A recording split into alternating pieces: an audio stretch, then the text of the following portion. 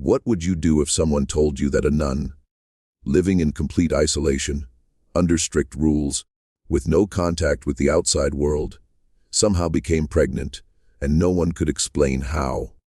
Not rumors, not fiction, but something that was quietly recorded, investigated, and then almost completely erased. Because the truth didn't just raise questions, it created fear inside the very place that was supposed to be the safest. And the most unsettling part, the woman at the center of it all never changed her story. She kept saying the same thing again and again, that she had no idea how it happened. It started in a quiet convent where nothing ever seemed out of place. The kind of place where time moves slowly, where every day follows the same routine, and where silence feels almost sacred. Thick stone walls separated the nuns from the outside world, and heavy wooden doors stayed locked except for rare, controlled visits. Life there was built on discipline, early morning prayers, long hours of work, simple meals, and strict rules that left no room for distraction. The women who lived there had chosen a life of devotion, leaving behind everything they once knew. But one day, something happened that no one could explain, and it would shake the very foundation of everything they believed. This is a story that sounds impossible, but it was documented, whispered about, and quietly investigated behind closed doors. The nun at the center of it all had lived in that convent for years. She wasn't new, and she wasn't someone people questioned. She was known for her calm nature, her quiet voice, and her deep faith. She followed every rule without hesitation, rarely spoke unless spoken to, and spent more time in prayer than most. If anyone represented what the convent stood for, it was her. That's why what happened next made even less sense. It began subtly. She started feeling weak during her daily duties. At first, it didn't raise alarms. The routine inside the convent was demanding, and it wasn't unusual for someone to feel exhausted. But then came the dizziness, the sudden fatigue, and moments where she seemed distant, like her mind was somewhere else. One afternoon, while walking through the courtyard, she collapsed. The other nuns rushed to her side, panic spreading quickly through the otherwise calm environment. A local doctor was called in, a man who had treated members of the convent before and was trusted by the church. He examined her carefully, asking questions she struggled to answer. He expected to find something simple: malnutrition, stress, maybe a minor illness. But as he continued his examination, his expression changed. He paused, checked his findings, and then delivered news that froze the entire room. She was pregnant. No one spoke. The air felt heavy, like the walls themselves were holding their breath. It wasn't just shocking, it was impossible.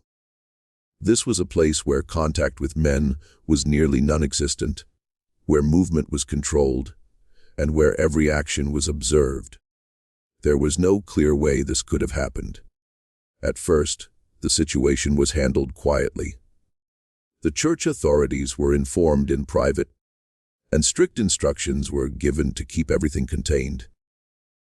The nun was questioned gently at first. They asked if she had left the convent grounds at any point. She said no. They asked if anyone had entered without permission. She said no. They asked if there was anything at all. She wasn't telling them. Her answer never changed. "I don't know," she said, over and over again. As the days passed, the questions became more serious. The tone shifted from concern to suspicion. Some believed she was hiding the truth. Others thought she might have been taken advantage of and was too afraid to speak. But there was no evidence to support either theory. No signs of forced entry. No witnesses. No inconsistencies in her story. That's when something else began to emerge. She started talking about her nights. At first, she kept it to herself. But eventually, she opened up to one of the older nuns, someone she trusted. She described strange dreams that didn't feel like dreams at all. She said she would wake up in the middle of the night, unable to move, feeling like someone was in the room with her, not seeing them clearly, but knowing they were there, watching, waiting. She described a presence that felt real, too real to ignore. The older nun listened, unsure of what to say. It sounded like fear, maybe stress. But the way she described it, calm, detailed, consistent, made it hard to dismiss completely. As the pregnancy progressed, these experiences became more frequent.